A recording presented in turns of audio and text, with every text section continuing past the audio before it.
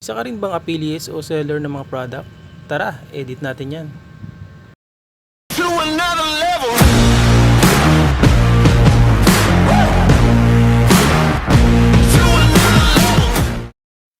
First, open tayo ng CapCut.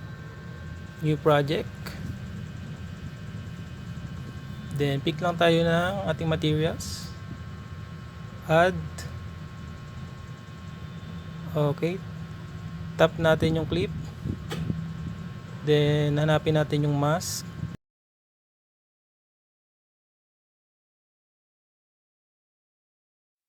Under ng mask, for this project, gagamit tayo ng mirror. Select mirror.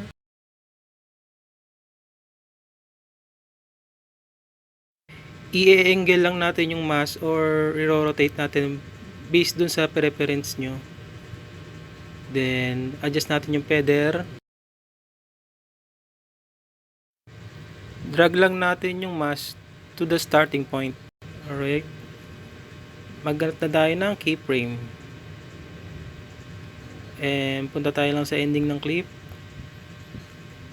Ngayon, slowly hatakin natin yung mask pababa.